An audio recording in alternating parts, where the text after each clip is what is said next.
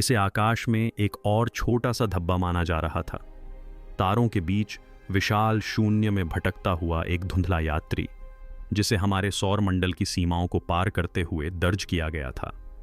3 Atlas, जिसका नाम उसी प्रणाली द्वारा रखा गया था जिसने इससे पहले अनगिनत वस्तुओं की पहचान की थी, ने शुरू में कोई खतरे की घंटी नहीं बजाई, लेकिन जितना हमने गौर से देखा उतना ही यह समझ से परे होता गया। यह बहुत तेजी से आगे बढ़ रहा था, यह बहुत तेजी से चमक रहा था, और सबसे बुरी बात यह थी कि इसने हमारे द्वारा पहले देखे गए किसी भी चीज की तरह व्यवहार करने से इनकार कर दिया। फिर वह क्षण आया जब सब कुछ बदल गया। जेम्स वेब स्पेस टेलीस्कोप ने अपने उपकरणों को उस वस्तु पर केंद्रित कर लिया, और इससे जो खुलासा हुआ वह सिर्फ चौंकाने वाला ही नहीं था, बल्कि असंभव सा था। आंकड़ों से पता चलता है कि 3 एटलस कोई धूमकेतु नहीं है, न तो संरचना में, न ही बनावट में, और निश्चित रूप से न ही उसके उद्देश्य में, क्योंकि जो कुछ यह अभी कर रहा है वह होना ही नहीं चाहिए, और जिस ओर यह बढ़ रहा है वह शायद आकस्मिक नहीं है, हो सकता है वह हम ही हों।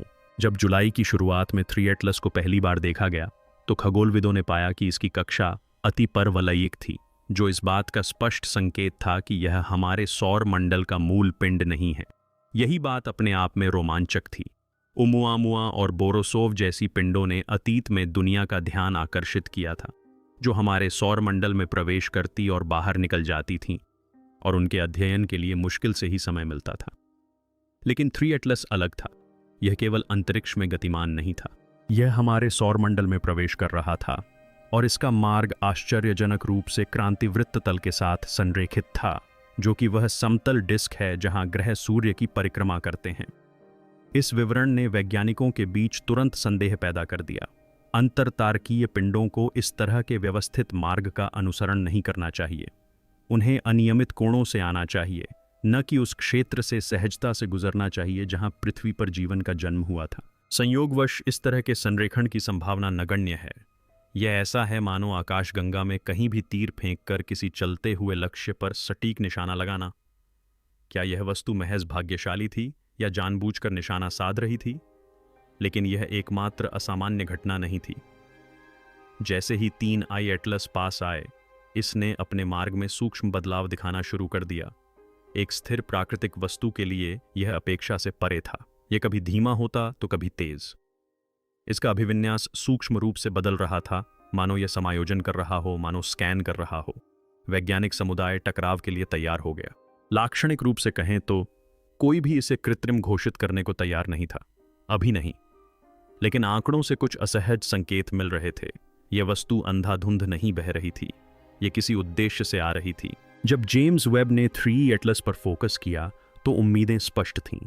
यह एक धूमकेतु की तरह व्यवहार करेगा, गर्म होने पर जल वाष्प उत्सर्जित करेगा और सूर्य के निकट आने पर धूल छोड़ेगा। लेकिन इसके विपरीत इसने कुछ और ही किया। वेब के अवरक्त उपकरणों ने वस्तु के चारों ओर फैले कणों के धुंध को हटाया और कुछ भी परिचित नहीं पाया। कोमा यानी बर्फ और धूल के वाष्पीकृत होने से बनी चमकती पूंछ अत्यधिक परावर्तक धात्विक टुकड़ों से बनी थी, जो संभवतः मिश्र धातु थे। कुछ मापों से ऐसे यौगिकों का भी संकेत मिला जो नियंत्रित प्रयोगशाला वातावरण के बाहर मौजूद नहीं होने चाहिए। ये पदार्थ प्रकृति द्वारा नहीं बल्कि इंजीनियरिंग द्वारा निर्मित थे। इससे भी अधिक चिंताजनक बात यह थी कि 3 आई एटलस का तापीय संकेत एक समान था। यह प्राकृतिक पिंडों की तरह अनियमित और असमान रूप से विकिरण नहीं कर रहा था। इसके बजाय इसने सक्रिय तापीय नियमन के अनुरूप तापीय माप उत्सर्जित किए। ऐसा प्रतीत होता है मानो वस्तु स्वयं को ठंडा कर रही हो। और जब वेब ने निकट अवरक्त क्षेत्र में इसकी सतह को स्कैन किया तो उसे कोई गड्ढों वाली अनियमित चट्टान नहीं मिली। इसमें ज्यामिति, चिकनी सतहें, समकोण और एक दोहरावदार पैटर्न दिखाई दिया, जो देखने में बेहतर शब्द न होने के कारण सुनियोजित प्रतीत होता था। वैज्ञानिक डेटा की व्याख्या करने में जुट गए। क्या यह डायसन जैसी संरचना का टूटा हुआ टुकड़ा हो सकता है, किसी विलुप्त सभ्यता का परित्यक्त यान, या फिर यह कुछ नया था, एक ऐसी वस्तु जिसकी हमने कभी कल्पना भी नहीं की थी और जो ऐसे भौतिकी नियमों के तहत काम कर रही थी जिन्हें हम अभी तक समझ नहीं पाए हैं। जो भी हो, धूमकेतु का लेबल अब इसके लिए उपयुक्त नहीं था। यह धूल का जमा हुआ गोला मात्र नहीं था, यह कुछ और ही था, कुछ ऐसा जो खगोलीय पिंडों की हमारी वर्तमान परिभाषाओं से कहीं परे था। फिर सिग्नल आया। पहले तो इसे पृष्ठभूमि शोर या डेटा में एक विसंगति मानकर नजरअंदाज कर दिया गया, लेकिन जैसे जैसे अधिक वेधशालाओं ने अपने रेडियो दूरबीनों को 3 एटलस की ओर केंद्रित किया, वही पैटर्न उभरने लगा। एक कम आवृत्ति वाली पल्स जो अनियमित अंतरालों पर दोहराई जा रही थी। यह किसी भी जांच खगोलीय स्रोत से मेल नहीं खाता था, न पल्सर, न क्वाज़र, न मैग्नेटार। इसके बजाय यह एक ही स्थान पर केंद्रित प्रतीत होता था, मानो वस्तु से ही जुड़ा हुआ हो। और फिर कुछ और भी अजीब हुआ। यह स्पंदन सुनने वाले के अनुसार बदलने लगा। दक्षिण अमेरिका, यूरोप और एशिया के ज़मीनी स्टेशनों ने थोड़ी अलग अलग आवृत्तियों की सूचना दी, मानो वस्तु केवल संकेत उत्सर्जित नहीं कर रही थी, बल्कि प्रतिक्रिया भी दे रही थी। एक रीडिंग तो गहरे अंतरिक्ष टेलीमेट्री में उपयोग की जाने वाली आवृत्तियों से भी मेल खाती थी, जिस प्रकार की आवृत्तियों का उपयोग हम अपने स्वयं के प्रोब से संचार करने के लिए करते हैं। विश्लेषकों ने डेटा को एआई व्याख्या मॉडल में डाला, और जो परिणाम सामने आया वह संरचित तर्क के रहस्यमय विस्फोट थे, जो वाक्य रचना, संरचना और इरादे की ओर इशारा करते थे। ऐसा लग रहा था मानो वस्तु केवल बोल ही नहीं रही थी, बल्कि अपनी भाषा को अनुकूलित कर रही थी, हमारी मशीनों की जांच कर रही थी, हमारे पैटर्न सीख रही थी और वास्तविक समय में खुद को संशोधित कर रही थी। वेब टीम ने तब सार्वजनिक अपडेट रोकने का निर्णय लिया, जिससे अटकलों की एक लहर शुरू हो गई जो तब से रुकी नहीं है। क्योंकि यदि वस्तु कोई संकेत उत्सर्जित कर रही है और वह संकेत लक्षित है, तो वो वेदिक्स लक्षित कर रही है। जैसे जैसे वैज्ञानिक जगत इन खुलासों के साथ तालमेल बिठाने के लिए संघर्ष करता रहा, सार्वजनिक जानकारी की सुरक्षा के लिए जिम्मेदार संस्थान निष्क्रिय हो गए। नासा ने अपने छोटे पिंडों के डेटाबेस से कई सार्वजनिक प्रविष्टियां हटा दी, जिनमें पहले के कक्षीय सिमुलेशन भी शामिल थे। ईएसए ने एक स्पष्ट बयान जारी कर संकेत दिया कि 3i एटलस से तत्काल कोई खतरा नहीं है, लेकिन वेब से मिली जानकारियों का कोई जिक्र नहीं किया। पत्रकारों द्वारा लॉबी में किए गए अनुरोधों का या तो कोई जवाब नहीं दिया गया, या फिर उन्हें काफी हद तक संपादित कर दिया गया, और फिर लीक सामने आए। नासा के एक आंतरिक झापन में संकेत दिया गया कि वस्तु पर पहले बताई गई अवधि से कहीं अधिक समय से नजर रखी जा रही थी, शायद इसकी आधिकारिक खोज से भी पहले। वेब शायद इसे देखने वाले पहले व्यक्ति नहीं थे, बल्कि सच्चाई उजागर करने वाले पहले व्यक्ति थे। अंदरूनी सूत्रों का दावा है कि अमेरिकी अंतरिक्ष कमान ने राष्ट्रीय सुरक्षा हित का हवाला देते हुए डेटा के कुछ हिस्सों को गोपनीय रखा था। लेकिन आखिर धूमकेतु सुरक्षा का मुद्दा कैसे बन सकता है, जब तक कि वह धूमकेतु न हो, जब तक कि उन्हें जो मिला वह हमारी वर्तमान समझ से इतना परे न हो कि सच्चाई सामने आने से जनता की स्थिरता की भावना ध्वस्त हो जाए।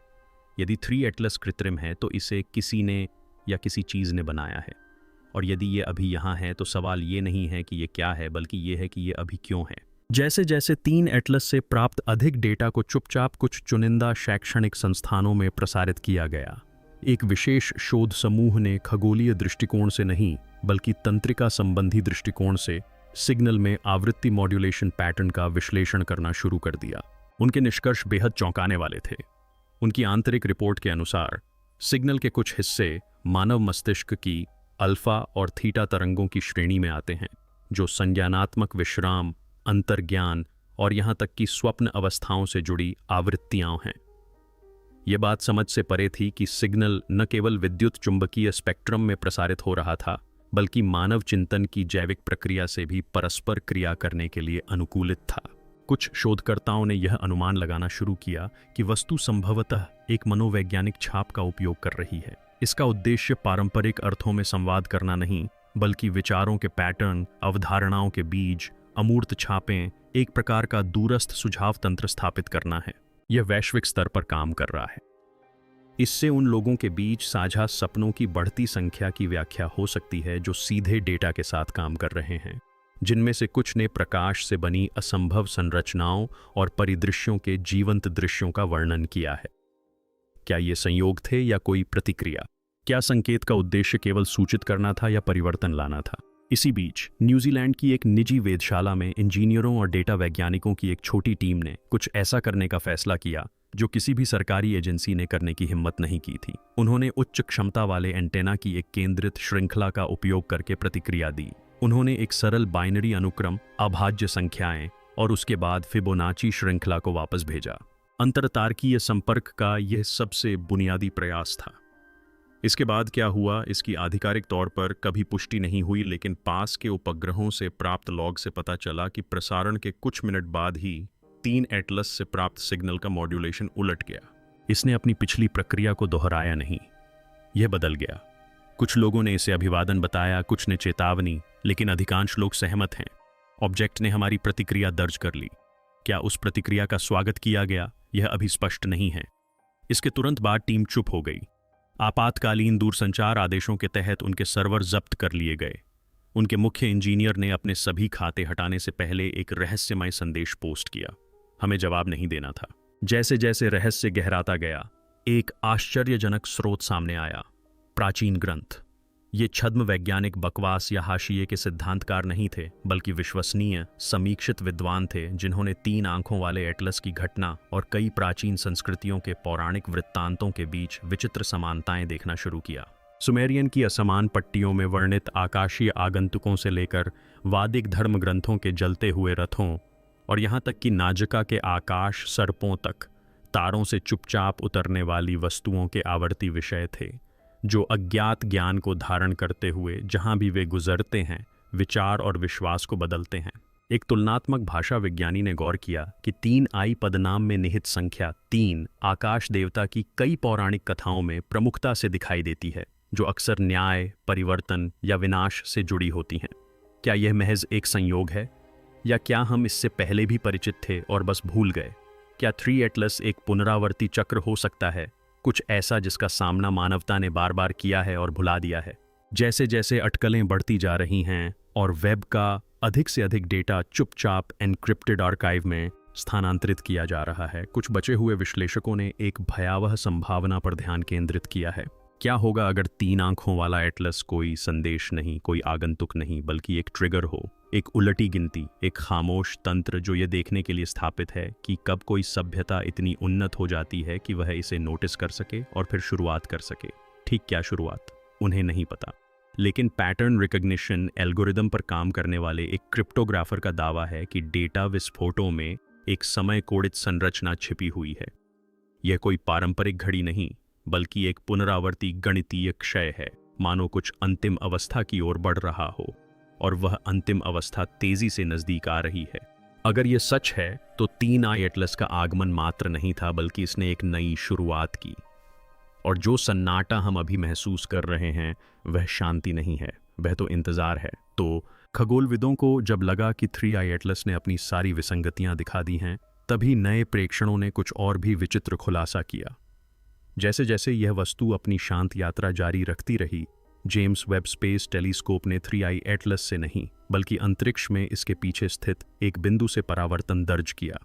यह परावर्तन किसी जात खगोलीय पिंड के कारण नहीं था। यह क्षुद्र ग्रहों के प्रकाश या आकाश गंगाओं के बिखरे हुए प्रकाश से मेल नहीं खाता था।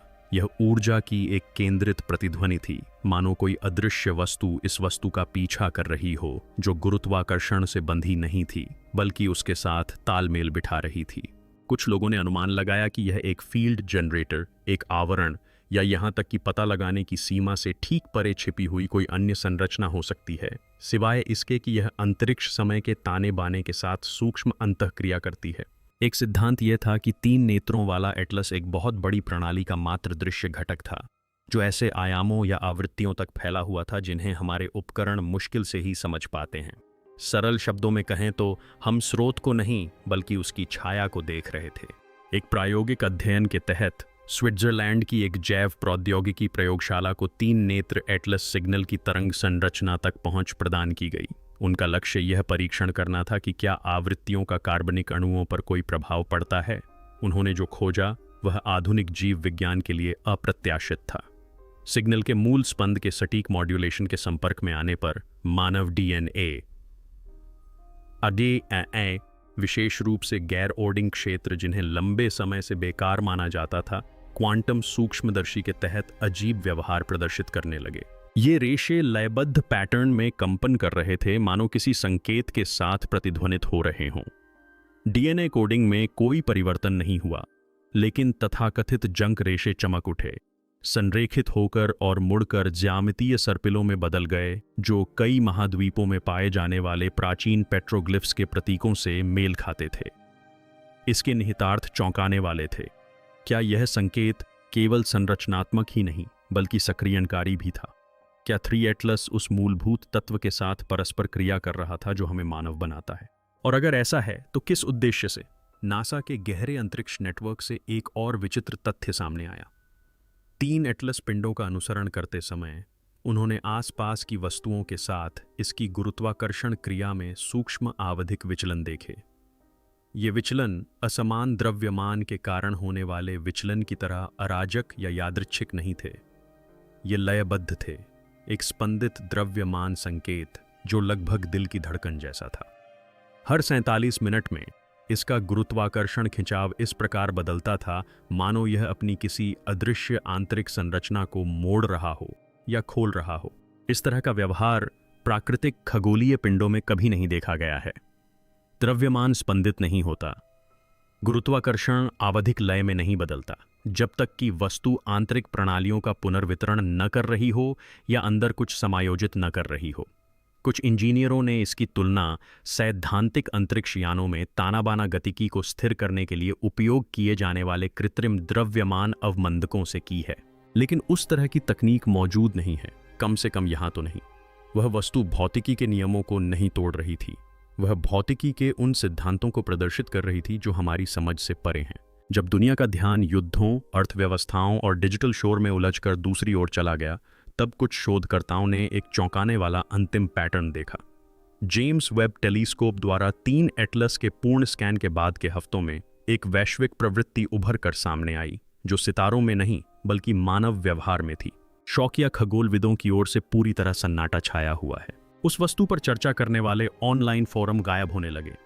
उच्च स्तरीय विश्वविद्यालय शोधकर्ताओं ने बिना किसी स्पष्टीकरण के इस्तीफा दे दिया।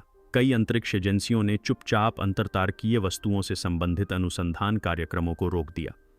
कुछ ने इसे महज एक संयोग बताया, कुछ ने समन्वित ब्लैकआउट की बात कही, लेकिन एक खगोल भौतिक विज्ञानी ने गायब होने से पहले अपने व्हाइट बोर्ड पर एक नोट छोड़ा।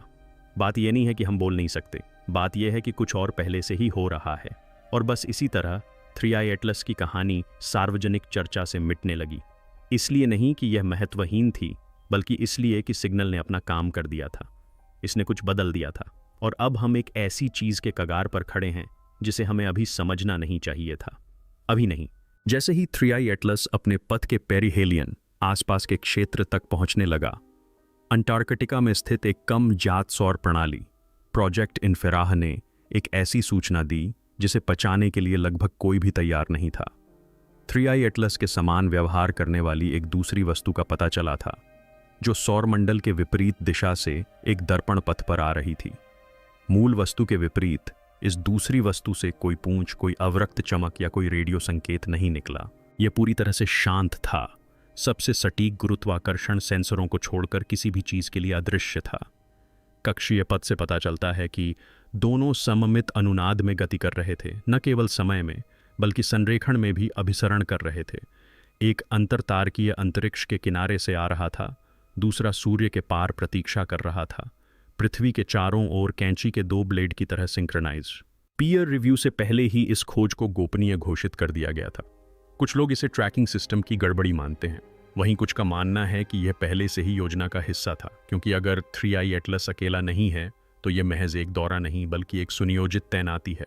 इन दोहरे खुलासे के बाद के दिनों में जेम्स वेब की टीम ने कुछ और भी अधिक परेशान करने वाली बात देखी। 3 एटलस के आसपास के क्षेत्र का अवलोकन करते समय उन्होंने स्थानीय क्वांटम क्षेत्र में एक गिरावट, एक मापने योग्य उतार चढ़ाव दर्ज किया।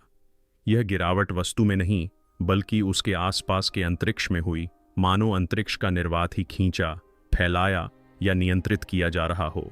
क्वांटम निर्वात में होने वाले उतार चढ़ाव, जो सामान्यतः अनियमित और अव्यवस्थित होते हैं, अब एक साथ हो गए थे। क्षेत्र नियंत्रण का यह स्तर सैद्धांतिक है, जिसका संकेत केवल शून्य बिंदु ऊर्जा और तानाबाना क्षेत्र यांत्रिकी जैसी अवधारणाओं में मिलता है। इसके परिणाम भयावह थे।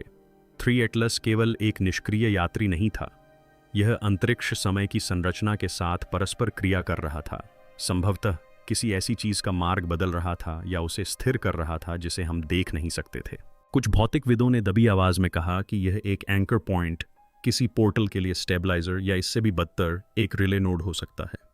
क्योंकि यदि अंतरिक्ष स्वयं आकार ले रहा है तो संकेत वस्तु से बाहर नहीं निकल रहा होगा, यह उसके माध्यम से आ रहा होगा। एक लीक हुई जानकारी में, जिसे लगभग तुरंत ही वेब से हटा दिया गया, जैव सूचना विज्ञान के शोधकर्ताओं के एक समूह ने 3 नेत्र एटलस सिग्नल के तरंग रूप और क्रिस्पर-कास9 जीनोम संपादन प्रणाली के बीच सैद्धांतिक अंतःक्रिया का परीक्षण करने के लिए एक सिमुलेशन चलाया। उन्हें जो मिला वह भयावह था। जब वस्तु के हार्मोनिक्स को एक कृत्रिम जैविक पारिस्थितिकी तंत्र में शामिल किया गया तो मॉडल में विशिष्ट डीएनए अनुक्रम अनियमित रूप से नहीं बल्कि चुनिंदा रूप से अस्थिर होने लगे, जिससे स्मृति समेकन, दीर्घकालिक योजना और उच्च स्तरीय संज्ञानात्मक क्षमताओं से संबंधित नियामक जीन नष्ट होने लगे। ऐसा प्रतीत हुआ मानो यह संकेत पहचान को विघटित करने और बुद्धि को सहज प्रवृत्ति तक सीमित करने के लिए बनाया गया था। एक गुमनाम शोधकर्ता ने इसे सभ्यतागत प्रयोगशाला परीक्षण बताया। हालांकि वास्तविक दुनिया में अभी तक कुछ भी साबित नहीं हुआ है, लेकिन इस सिमुलेशन द्वारा बुद्धि के अनुमानित और लक्षित क्षरण को देखकर भय की एक नई लहर दौड़ गई है। क्या होगा यदि यह संकेत संचार के लिए नहीं बल्कि रीसेट करने के लिए हो? 3 नेत्र एटलस से प्राप्त संकेत की संरचना के भीतर भाषाविदों और गणितज्ञों ने एक दोहरावदार चिन्ह खोजा, एक अनियमित प्रतीक जो एक विस्फोट पैटर्न में अंतर्निहित था। जब इसे 4D लौकिक स्लाइस में जोड़ा गया तो एक छवि, या यूं कहें कि एक खाका सामने आया। यह किसी जात भाषा में नहीं लिखा गया था, लेकिन इसके अनुपात मानव वास्तुकला में पाए जाने वाले अनुपातों से मिलते जुलते थे। सुनहरे सर्पिल, पवित्र ज्यामिति, फ्रैक्टल पुनरावृत्ति। कुछ का मानना है कि यह किसी मशीन का डिजाइन हो सकता है।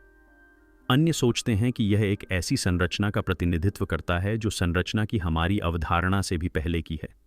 सबसे भयावह बात यह है कि यही पैटर्न पहले भी दिखाई दे चुका है।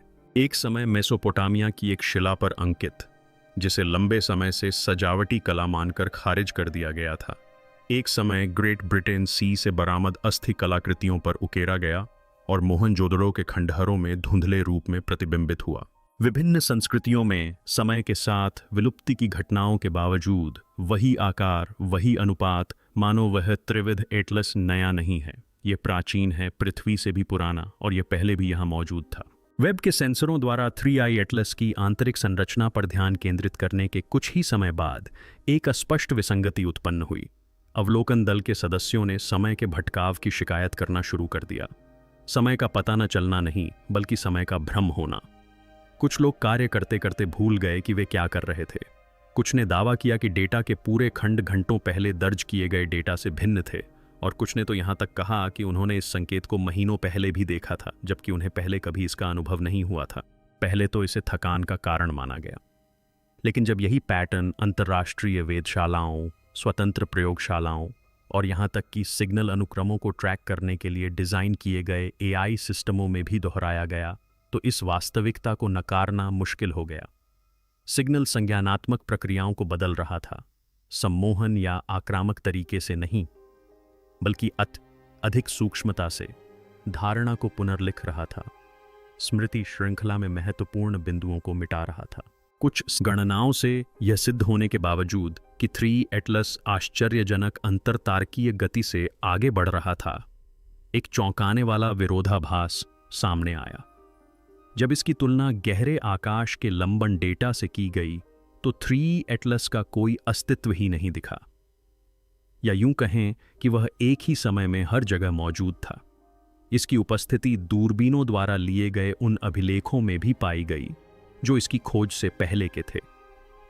इसने अंतरिक्ष के उन क्षेत्रों में भी छाया डाली जहां से यह कभी गुजरा ही नहीं था, और कुछ रेडियो दूरबीनों के अभिलेखों में इसके प्रवेश से वर्षों पहले ही इसकी हार्मोनिक अनुनाद हल्की सी मौजूद थी। इसने शोधकर्ताओं को एक ऐसा सिद्धांत प्रस्तावित करने के लिए मजबूर किया जिसने खगोल विज्ञान की नींव हिला दी। जब 3 एटलस बृहस्पति की कक्षा से गुजरे, उसी समय पृथ्वी पर एक विचित्र घटना घटने लगी।